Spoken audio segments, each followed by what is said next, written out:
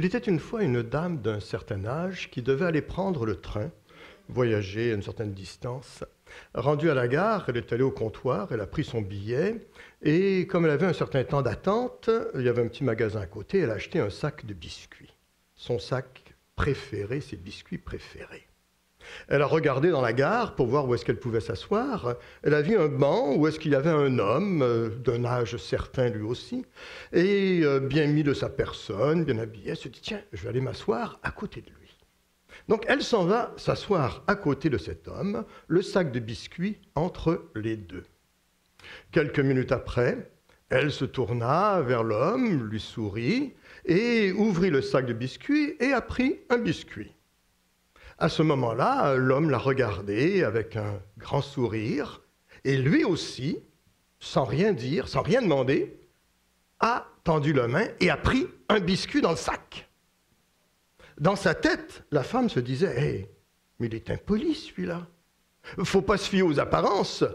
Il a beau avoir l'air très bien de sa personne, mais se permettre comme ça, sans rien demander. » Et quelques minutes après, elle se retourna vers lui, le regarda fixement avec des yeux pour bien lui faire comprendre « Attends, hein. » Elle prit la main, elle prit un deuxième biscuit. Elle le regarda et elle se tourna. À ce moment-là, l'homme, il le remarqua, s'est tourné lui aussi vers elle et, toujours avec le même petit sourire, a pris un deuxième biscuit dans le sac. Alors là, dans sa tête, elle se dit, il n'est pas seulement impoli, mais il est effronté en plus. On ne peut plus se fier à personne. Qu'est-ce que c'est que cette façon de se comporter avec les autres dans la société? Mais ça ne va pas. Elle était un peu frustrée et en fureur à l'intérieur. Mais elle n'osait pas parler, elle n'osait pas dire. Oui. Quelques minutes après, elle se retourne à nouveau tranquillement. Elle le regarde. Et lentement, elle prit dans le sac un autre biscuit en le regardant. Et l'homme, toujours sans dire un mot, rien, la regardant en souriant, et lui aussi a pris le dernier biscuit dans le sac. Alors, en dedans, elle était vraiment en fureur. Elle se disait, non seulement il est impoli, il est effronté, en plus il est profiteur, tout ça. Il y a une annonce, les personnes se dirigeant vers tel endroit, s'il vous plaît, l'homme a souri à la dame, je vous souhaite une bonne journée. La première parole qu'il venait de dire, il s'est levé pour aller prendre son train.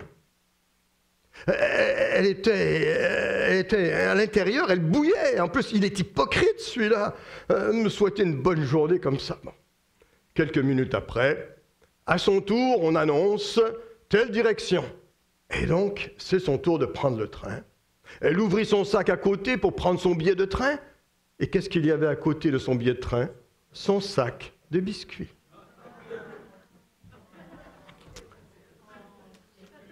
Nous avons, jusqu'à présent, abordé certains chapitres de la Genèse de façon un peu académique, de façon un peu enseignement. Ce n'est pas toujours le genre de prédication que je suis habitué à faire, ou du moins que j'aime bien faire. Mais on va poursuivre, parce que là, nous allons aborder le 4e chapitre. Mais je rappelle que nous avons vu au 3e chapitre que les rapports de complémentarité au sein du couple ont été bouleversés et sont devenus des rapports de pouvoir. Hommes et femmes ne dominent plus ensemble sur la création. La relation brisée avec Dieu engendrera une relation brisée entre l'homme et la femme, où l'homme dominera sur la femme.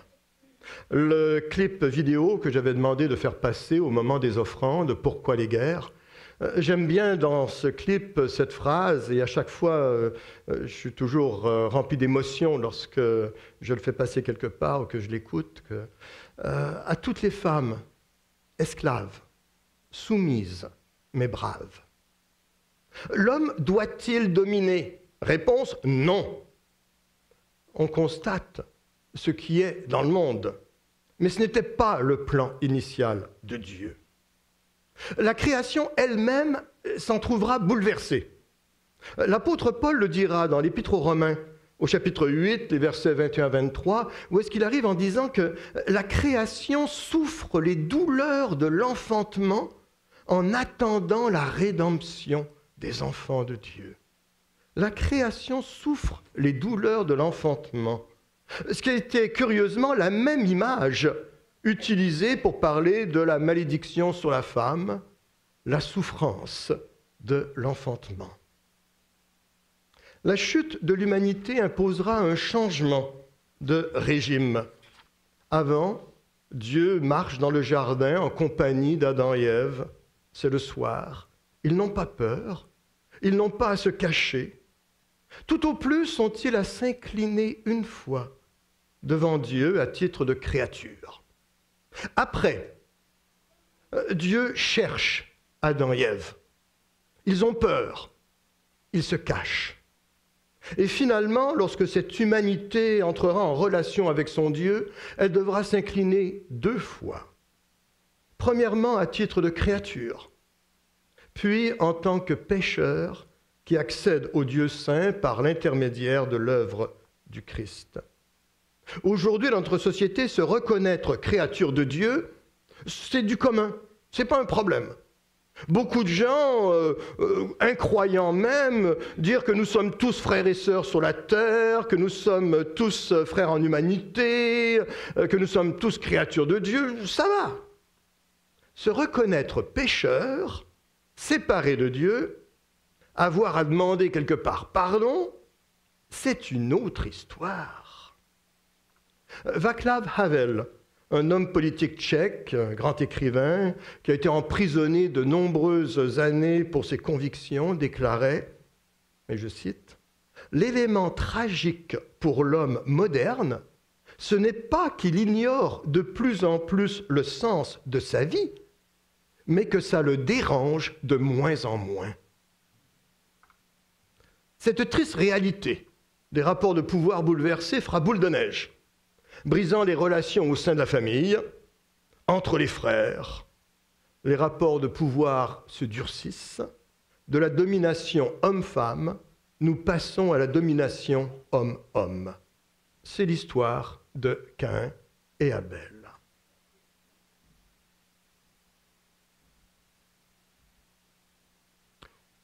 Et avant de lire notre texte ou d'entendre ce texte, je vous invite à faire lecture du psaume 1 de la traduction Parole de vie, tel qu'il apparaîtra sur l'écran. Celui qui obéit au Seigneur est vraiment heureux. Un psaume probablement bien connu. Et ensemble, pour débuter, voici l'homme et la femme heureux. Ils n'écoutent pas les conseils des gens mauvais. Ils ne suivent pas l'exemple de ceux qui font le mal. Ils ne s'assoient pas avec les moqueurs. Au contraire, ils aiment l'enseignement du Seigneur et le redisent jour et nuit dans leur cœur.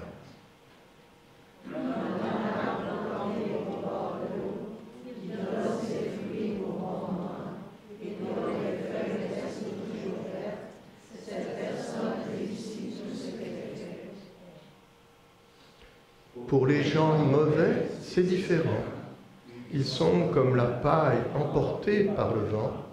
C'est pourquoi, au moment du jugement, ces gens-là ne sont pas acceptés.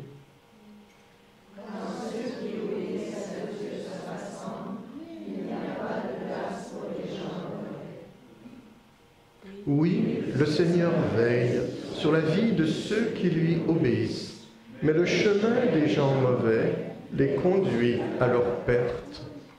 Et que le Seigneur puisse bénir la lecture de sa parole. Seigneur, nous allons à nouveau lire un texte des Écritures. Que cette parole ne soit pas seulement quelques mots qui s'alignent sur du papier, mais que cette parole, animée de ton esprit, soit parole de vie. Qu'elle puisse porter du fruit dans nos cœurs, dans nos vies. Nous verrons aujourd'hui une partie du chapitre 4, les versets 1 à 16, l'histoire plus précise de Caïn et Abel. Il y a du son. Elle conçut et enfanta Caïn, et elle dit, « J'ai formé un homme avec l'aide de l'Éternel. » Elle enfanta encore son frère Abel. Abel fut berger et Caïn fut laboureur. Au bout de quelque temps, Caïn fit à l'Éternel une offrande des fruits de la terre, et Abel, de son côté, en fit une des premiers-nés de son troupeau et de leur graisse. L'Éternel porta un regard favorable sur Abel et sur son offrande, mais il ne porta pas un regard favorable sur Caïn et sur son offrande. Caïn fut très irrité, et son visage fut abattu. Et l'Éternel dit à Caïn, « Pourquoi es-tu irrité? Et pourquoi ton visage est-il abattu? Certainement, si tu agis bien, tu relèveras ton visage. Et si tu agis mal, le péché se couche à la porte, et ses désirs se portent vers toi. Mais toi, domine sur lui. » Cependant, Caïn adressa la parole à son frère Abel, mais comme ils étaient dans les champs, Caïn se jeta sur son frère Abel et le tua. L'Éternel dit à Caïn, « Où est ton frère Abel ?» Il répondit, « Je ne sais pas, suis-je le gardien de mon frère ?» Et Dieu dit, « Qu'as-tu fait? La voix du sang de ton frère crie de la terre jusqu'à moi. Maintenant, tu seras maudit de la terre, qui a ouvert sa bouche pour recevoir de ta main le sang de ton frère. Quand tu cultiveras le sol, il ne te donnera plus sa richesse. Tu seras errant et vagabond sur la terre. » Caïn dit à l'Éternel, « Mon châtiment est trop grand pour être supporté. Voici, tu me chasses aujourd'hui de cette terre. Je serai caché loin de ta face, je serai errant et vagabond sur la terre, et quiconque me trouvera me tuera. » L'Éternel lui dit, « Si quelqu'un tuait Caïn, Caïn serait vengé 7 fois. » Et l'Éternel mit un signe sur Caïn, pour que quiconque le trouverait ne le tuât point. Puis Caïn s'éloigna de la face de l'Éternel et habita dans la terre de Nod, à l'orient d'Éden. Caïn est laboureur. Il offre à Dieu les fruits de la terre. Alors qu'Abel, berger, offre à Dieu le premier-né de son troupeau. Dès le premier couple de frères apparaît cette distinction très importante dans l'Antiquité entre les bergers et les cultivateurs, entre les premiers nomades et les autres qui sont sédentaires. Et souvent, entre les nomades et les sédentaires, il y avait des conflits. Souvent, il y avait des conflits entre les bergers, ou ceux qui avaient des troupeaux, et ceux qui cultivaient. Nécessité de mettre des barrières, d'empêcher les uns, et de crier injustice pour l'autre. Et après la division du travail apparaît l'émergence du religieux, le propre de l'humain, une conscience de l'au-delà. Ils décident d'offrir un sacrifice à Dieu. Ils décident d'offrir des offrandes à Dieu. Dieu ne l'avait pas demandé comme tel. Non, il semble que quelque part, chez l'humain, apparaît ce sentiment religieux qui l'amène, je l'avais déjà mentionné précédemment, à se poser ces questions. D'où je viens? Où je vais? Qu'est-ce que je fais ici? Et quelque part, se poser la question d'un au-delà qui nous dépasse. L'offrande d'Abel est acceptée. Celle de Caïn est rejetée.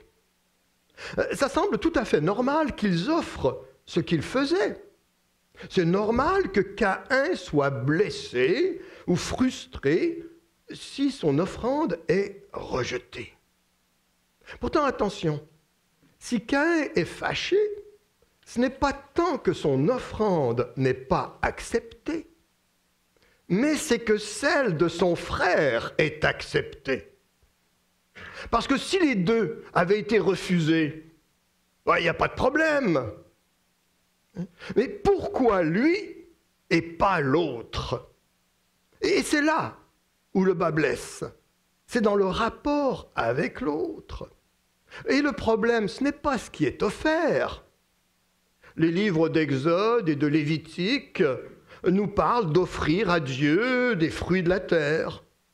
La fête juive de Shavuot, la fête des prémices, appelée aussi fête des semaines, ou la fête de la moisson, qui est célébrée dans cette période-ci, Soukhot, la fête des cabanes, fête des récoltes, célébration d'action de grâce. Offrir les fruits de la terre, ce n'est pas un problème en soi. Le problème, c'est l'attitude, les motifs, les intentions. Mais reconnaissons que dans notre texte, ce n'est pas facile à discerner. Aimer, ce n'est pas seulement une des définitions que je donne de désirer le plus grand bien pour l'autre et parfois même au détriment de soi. Une phrase que vous m'entendrez probablement dire à plusieurs reprises. Mais aimer, c'est également se réjouir du bonheur de l'autre et de s'attrister du malheur de l'autre. En l'occurrence, ici, Caïn ne se réjouit pas du bonheur de son frère. Et dans le texte non plus, il n'est pas dit que Abel est attristé du malheur de son frère. Et là, le texte arrive. Le péché se couche à ta porte, ses désirs se portent vers toi, mais toi domines sur lui. Le péché. Quand j'ai partagé avec Sylvie ce que j'allais prêcher aujourd'hui et qu'elle a choisi des chants, dans 2 des chants, il y a ce fameux mot qui apparaît, le péché. Moi, j'avoue que j'ai quelques problèmes, quelques difficultés avec le mot péché, entre vous et moi. Pas seulement parce qu'il arrive des moments où j'ai envie de me regarder dans le miroir en me disant « t'es un fichu pécheur, toi ». Non. Mais également parce que ce mot ne veut plus rien dire aujourd'hui dans notre société, ou très peu de choses. Et il y a une banalisation du mal dans notre société. Un de mes amis, procureur en France, dans une cour de justice pour jeunes délinquants, me partageait qu'il ne constatait pas une augmentation du nombre de délits, qu'il y a plus de délinquants qu'il y en avait, il y a 20, 30 ou 40 ans, mais une incroyable augmentation de la violence. Un mensonge avec les réseaux sociaux aujourd'hui, ce n'est plus un mensonge, c'est une vérité alternative. Un vol, ça devient un emprunt à long terme. Un adultère peut même être une thérapie de couple. L'égoïsme, une affirmation de son identité, et j'en passe. Lorsqu'un avocat de la défense tente de démontrer que ce n'est pas la faute du gentil criminel s'il est comme ça, mais c'est la faute de son éducation, de son environnement, de son conditionnement, de sa génétique, des mauvaises chances de la vie, je reste perplexe. On déresponsabilise l'individu. Mais attention, il est vrai que nous sommes en bonne partie le produit de notre environnement, de notre éducation, de notre génétique et autres. Mais nous avons aussi notre personnalité propre et notre volonté. Quand on pointe la faute de toute une série de facteurs autour, ça peut permettre de partager la culpabilité, mais non pas de déculpabiliser la personne. À des jumeaux qui étaient enfants de parents alcooliques, on posait la question à l'un qui était devenu alcoolique et à l'autre qui était devenu abstinent. Comment se faisait-il qu'ils étaient devenus comme cela? Le premier de répondre, avec l'exemple que j'ai eu, je ne pouvais pas faire autrement que de devenir alcoolique. Et le second de répondre, avec l'exemple que j'ai eu, je ne pouvais pas faire autrement que de devenir abstinent. Mais je dois vous dire que je n'aime pas ce mot péché également à cause de l'usage que les chrétiens en ont fait pendant des siècles, déclarant péché ce qui n'était que culturel. Le piano au XIXe siècle, péché. La batterie jusqu'au milieu du XXe siècle, péché. Sans parler des différents styles de musique, dont le rock, œuvre du diable. Les pantalons pour les femmes, la moitié d'entre eux, les 9/10 d'entre vous, péché. Et en Orient, la robe pour les hommes. Les cheveux longs pour les uns, les cheveux courts pour les autres. Et les diverses modes vestimentaires pointées du doigt. Je me rappelle un vieux prédicateur, toujours habillé avec un vieux costume noir, et qui critiquait un pasteur en lui disant « Vous suivez la mode, vous ?» Le pasteur regardant en disant « Mais vous aussi, vous suivez la mode !» L'autre dire « Moi, suivre la mode, jamais !» Oui, vous suivez la mode, seulement vous êtes 30 ans en retard. Les chrétiens, déclarant péché, ce qui n'est que mauvaise habitude. La cigarette, par exemple. La cigarette n'est pas un péché spirituel. Bon, je m'arrête là-dessus. Déclarant péché, ce qui serait plus ou moins d'origine païenne. Bijoux, maquillage, tatouage. Il faut bien se comprendre. Je n'ai rien contre les tatouages. 2 de mes enfants ont des tatouages. Par contre, certains tatouages, je trouve que c'est un peu de mauvais goût parfois. Je me rappelle, sur la côte est américaine, je suivais quelqu'un sur un boardwalk, sur une promenade sur le bord de la plage, et il s'était fait tatouer dans le dos, et puis un bonhomme là de 6 pieds, large, 1 Corinthiens 13, qui était tatoué au complet dans son dos en anglais. Et les gens suivaient parce qu'ils voulaient lire. Bon, c'est des choix, c'est des choix. Et la question esthétique est un choix tout à fait personnel. Et on n'a pas trop à se prononcer là-dessus. Les goûts des uns ne sont pas forcément les goûts des autres. Mais il faut reconnaître que parfois, l'aigle vainqueur tatoué à 20 ans ressemble davantage à un pigeon obèse à 60 ans. Bon.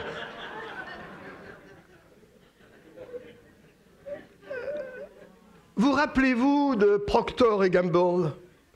Toutes les controverses qu'il y a eu autour de ça, avec un logo soi-disant issu du spiritisme. Savez-vous que même notre anneau de mariage, que ceux qui sont mariés portent, a des origines religieuses égyptiennes et romaines, bien des siècles avant que le christianisme ne l'adopte au milieu du Moyen Âge. Faisons bien attention. Également, les chrétiens ont déclaré péché au nom de la sainteté ou au nom de la sanctification, plein de choses, comme cette caricature au musée de la Réforme à Genève, un prédicateur commentant un texte de l'apôtre Paul en chair. « Tout est permis du moment que cela ne fasse pas plaisir. » Alors, un peu de sagesse et de gros bon sens, un peu d'équilibre dans la vie, un peu de mise en contexte des textes afin qu'ils ne servent pas de prétexte. Le péché, c'est avant tout cette humanité première qui désobéit à l'ordre divin, celui de reconnaître qu'ils ne savent pas tout et ne sont pas maîtres de tout, désirant devenir leur propre Dieu, décidés pour eux-mêmes dans l'illusion d'une liberté qui ne deviendra que simple anarchie. Le péché se couche à la porte, toi domines sur lui. La théologienne Marie Balmary sera l'une des premières à faire remarquer son importance en hébreu d'un pronom personnel. Lorsque Abel offre, c'est une offrande de son troupeau. Alors que pour Abel, c'est les fruits de la alors que pour Caïn, c'est les fruits de la terre. Elle va consacrer toute une thèse, soulignant l'aspect personnel, intime, qui coûte quelque chose pour l'un, c'est son troupeau, et il offre le premier-né de son troupeau, versus l'impersonnel, le distant, pour ne pas dire l'indifférent chez l'autre, il offre des fruits de la terre. C'est une réflexion fort intéressante. Une autre lecture de ce texte met l'accent sur l'idée que Dieu voulait tout simplement enseigner une vérité, celle de la gravité de la séparation entre l'humain et Dieu, celle de l'importance de la mort, du sang versé. Vous vous approchez de moi, c'est du sérieux. Tout comme les vêtements de peau offerts à Adam et Ève en échange de ceux de feuilles, au chapitre 3, nous l'avons vu, signe d'une mort par la main de Dieu lui-même. La notion de sacrifice expiatoire commence ainsi à se dessiner.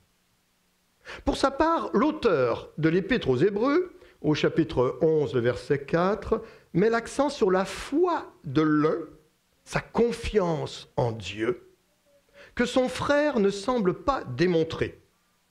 Le texte dit, « C'est par la foi qu'Abel offrit à Dieu un sacrifice plus excellent que celui de Caïn. C'est par elle qu'il fut déclaré juste, Dieu approuvant ses offrandes. »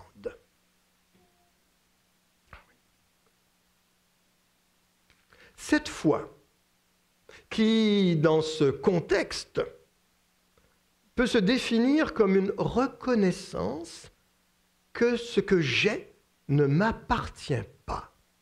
Ça pourrait être une des définitions ou un des aspects de la foi. Reconnaître que ce que j'ai ne m'appartient pas.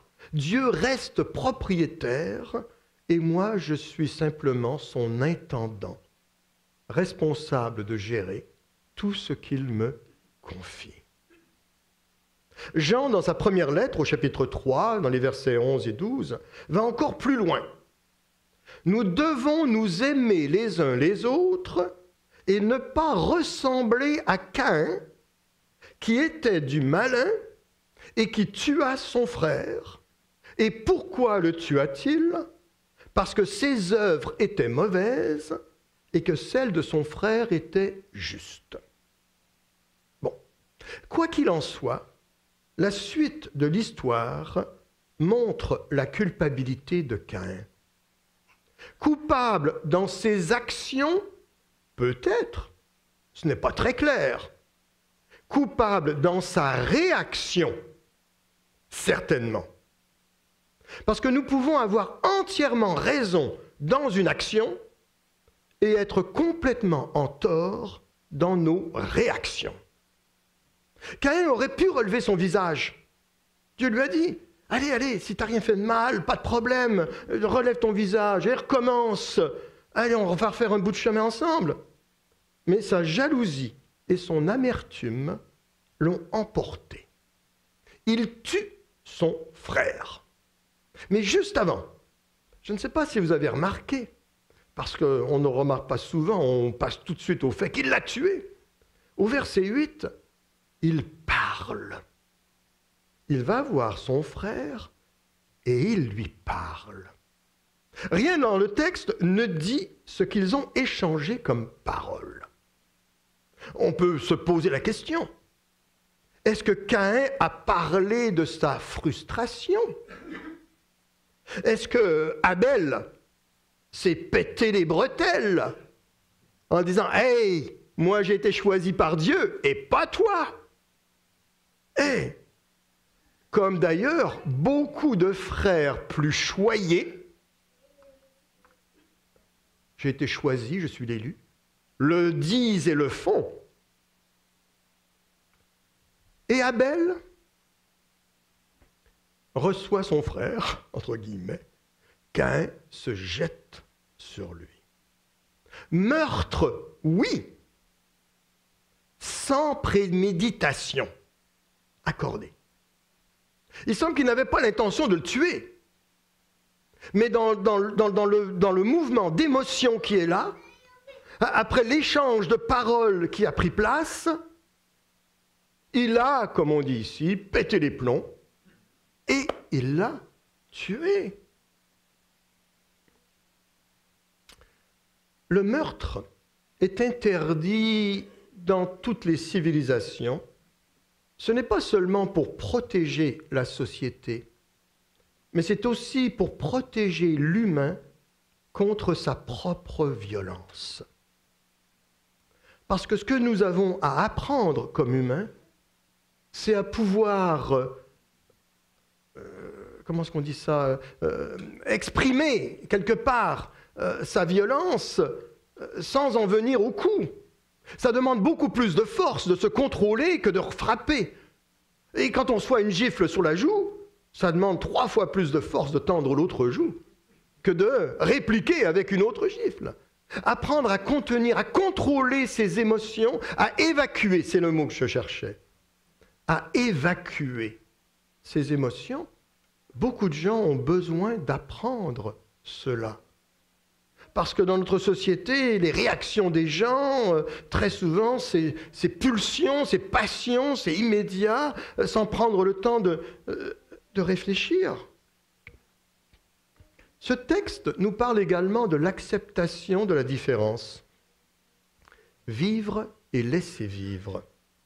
Arrêter de se dire que le jardin du voisin est plus vert et que l'assiette de l'autre est plus remplie que la nôtre. Caïn demande une protection divine. Vous avez remarqué également dans le texte, il arrive en disant au verset 14, « Je serai caché loin de ta face ». C'était la même chose que Adam et Ève faisaient dans le jardin. Ils voulaient se cacher de Dieu. Il voulait lui aussi, comme son père, se cacher de Dieu. Mais il demande la protection. Dieu lui accorde un signe. C'est un mot qui est très très fort dans le texte. Parce que c'est le même mot qui sera utilisé pour parler de l'arc-en-ciel qui est un signe. Et de la circoncision qui est un signe. Et même de la Pâque juive qui est un signe. Il demeure sous la protection divine. Malgré le fait qu'il a tué son frère, malgré le fait qu'il voulait fuir et se cacher, Dieu met sa protection divine sur lui. Il continue à le protéger. Parti à l'Orient, c'est le dernier verset du texte au verset 16, Adam et Ève étaient déjà rendus à l'Orient. Ils étaient déjà rendus à l'est d'Éden. Et là, Caïn veut aller encore plus loin. Mais il restera tout de même désorienté. L'exemple d'Adam et Ève a-t-il un rôle à jouer dans cette histoire? Point d'interrogation. Nous ne savons pas vraiment. Toutefois, j'aime bien dire que si nous sommes un bon exemple pour nos enfants, et que nos enfants tournent bien, alors tant mieux. Mais ne réclamons pas la gloire. Disons merci à Dieu. Si nous sommes un bon exemple pour nos enfants et que nos enfants tournent mal, c'est triste, mais nous n'avons pas à porter le blâme sur nous. Nous avons simplement à les confier à Dieu. Si nous sommes un mauvais exemple pour nos enfants, oui, parce qu'il y a des parents qui ne sont pas toujours un bon exemple, que ce soit père absent ou autre, et que nos enfants tournent bien, alors tant mieux. Ne prenons ni blâme ni gloire, disons simplement merci à Dieu. Et si nous sommes un mauvais exemple pour nos enfants et que nos enfants tournent mal, alors là, c'est dramatique. Alors oui, prenons le blâme et demandons pardon à Dieu. Les frères n'ont pas souvent de beaux rôles dans la Bible. Rappelez-vous Isaac et Ismaël, Jacob et Ésaü, Joseph et ses frères. Et jusque dans le Nouveau Testament, avec l'histoire du fils prodigue et la jalousie du frère aîné. Et dans toutes ces histoires, celui qui finalement a été choisi par Dieu n'est pas toujours le meilleur exemple. Le fils prodigue que le père accueille bras grands ouverts,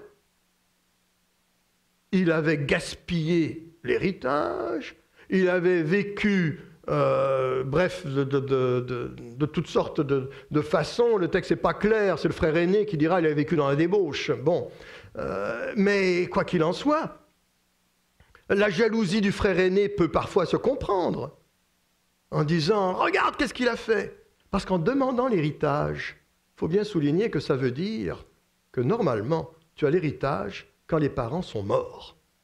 En demandant l'héritage à l'avance, il est en train de dire « Écoute, pour moi, c'est comme si tu étais mort. » Hey, ça va loin. Et pourtant, le père, il n'écoute pas, rien, paf, allez hop. Joseph et ses frères, Joseph qui se pavane avec sa robe de toutes les couleurs, tout ça, le petit chouchou de la maison, le préféré des parents. Et je lisais récemment, je lisais récemment un texte sur justement les enfants préférés. Et je suis embêté avec ça. Moi, j'ai 4 enfants. Est-ce que j'ai vraiment un enfant préféré? Mais d'après chacun, oui, c'est toujours l'autre qui est le préféré. Mais voilà. Mais, à un sage d'ailleurs qui avait de nombreux enfants, on lui avait posé la question « Lequel de tes enfants est ton préféré ?» Et sa réponse, celui qui est malade jusqu'à ce qu'il guérisse, celui qui a faim jusqu'à ce qu'il soit nourri, celui qui a peur jusqu'à ce qu'il soit rassuré, le plus faible jusqu'à ce qu'il devienne fort, et ainsi de suite. Mais ceci dit, la question reste tout de même bien complexe. Jacob, Ésaü. Finalement, c'est Jacob qui l'emporte. Et Jacob, il l'emporte comment? Par ruse. Littéralement, le mot veut dire trompeur, usurpateur. Et voilà. Et pourtant, Dieu le choisit. Et voilà. Dieu, comme je disais également, vous m'avez déjà entendu dire ça, les anges feraient de meilleurs paroissiens et les archanges feraient de meilleurs pasteurs. Mais Dieu choisit des hommes et des femmes avec leurs erreurs de parcours, avec leurs réjouissances, avec leurs pleurs, avec leurs rires, avec leurs joies, avec leurs larmes, avec ce que nous sommes. Et Dieu pose la question à Caïn. Où est ton frère? Et Caïn répond, suis-je le gardien de mon frère? Pour la première question, où est ton frère? Qu'as-tu fait de ton frère? Où est ton frère? Parfois, j'entends des gens qui arrivent en disant « Où est Dieu ?» quand il y a un conflit, quand il y a des guerres, quand il y a des catastrophes, quand il y a de la famine. Où est Dieu? Le sous-entendu, c'est « Que fait Dieu ?» à ce moment-là. Je leur réponds « Ce n'est pas la bonne question. La question n'est pas « Où est Dieu ?» La question c'est « Où es-tu ?» Toi, homme, où est l'homme? Que fais-tu? Où est ton frère? Parce qu'en disant « Où est Dieu ?» et ça j'ai déjà dit probablement plusieurs fois, on sous-entend que si j'étais à la place de Dieu, moi j'arrêterais les guerres. Si j'étais à la place de Dieu, je mettrais fin à tous les conflits. Si j'étais à la place de Dieu, j'aurais le prix Nobel de la paix à la place de Trump pour avoir solutionné la guerre à Gaza entre Israël et voilà, si j'étais à la place de Dieu, je ferais ceci, je ferais cela. Et sans se rendre compte que pour faire cela, il faut manipuler, diriger, contrôler, dominer les gens pour finalement les forcer à faire ce que l'on veut qu'ils fassent. Et quelqu'un qui veut forcer les gens à faire ce qu'ils veulent, dans le dictionnaire, on appelle ça un tyran. Voilà. Mais Dieu n'est pas un tyran. Il nous laisse libres, libres d'agir, le libre arbitre, avec le risque de l'amour qui laisse libre, le risque de faire des erreurs. J'ai un de mes amis, je regarde l'heure, mais bon, ça va. Bon, j'ai un de mes amis il avait un fils, il a un fils, et son fils ne voulait pas avoir d'enfant. Un beau jour, avec sa copine, finalement elle est enceinte, il a un enfant, une fille, il va voir son père et il me dit, et il raconte à son père, et son père me partage ça, un très bon ami à moi, et il arrive en disant, cet enfant, je l'aime tellement que je tuerais pour elle. Je ne mets pas en doute l'amour qu'il avait pour son enfant, mais j'étais extrêmement mal à l'aise avec la façon dont il exprimait cet amour. J'aurais préféré 1000 fois entendre « Cet enfant, je l'aime tellement que je mourrais pour elle ». Parce qu'à partir du moment où tu dis « Cet enfant, je l'aime tellement que je tuerais pour elle », tu es en train de dire « Je veux contrôler son univers. Je veux empêcher plein de choses autour d'elle. Je veux finalement, quelque part, ne pas la laisser libre. » Le risque de l'amour, le risque que nos enfants fassent des erreurs de parcours, avec toutes les dérives que malheureusement le risque de l'amour peut permettre.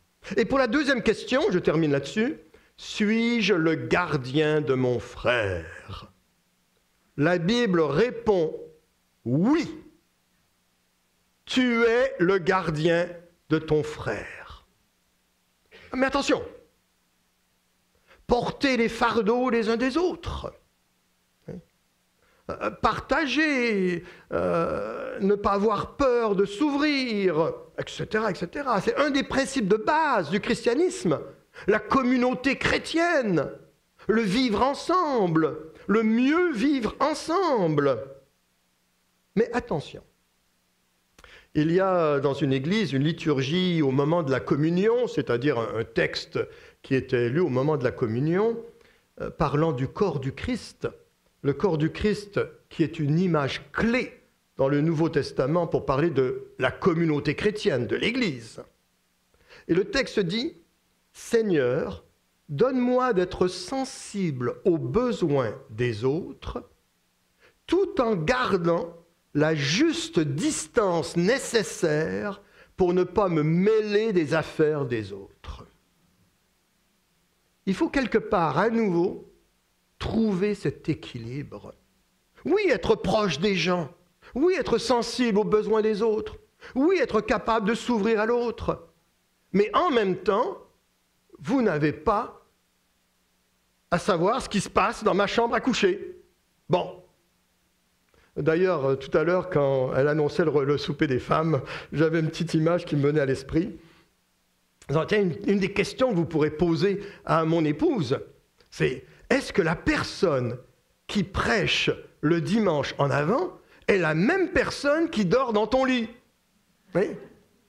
Parce qu'il nous arrive parfois d'avoir une certaine image avec les autres et une autre image lorsqu'on est tout seul dans sa voiture au volant et qu'on se transforme en monstre. Voilà. Bon. Alors que le Seigneur puisse nous garder cet équilibre, de pouvoir continuer à avancer avec lui. Dans le texte, cette première partie du texte de chapitre 4, La prochaine fois, nous bouclerons le chapitre 4. La domination sera plus seulement frère, mais tribu, clan, peuple. Et on passera un peu plus rapidement également. Au chapitre 5, il n'y a pas grand-chose. Non, à chaque fois, il y a des choses magnifiques. Mais bon, voilà. Mais on arrivera bientôt au déluge. Alors que le Seigneur puisse nous garder. Oui, Seigneur, devant toi à nouveau, pour pouvoir te bénir pour la vie que tu nous offres, avec tout ce que nous sommes, chacun d'entre nous, que tu puisses nous accompagner jour après jour, nous garder précieusement entre tes mains. Amen.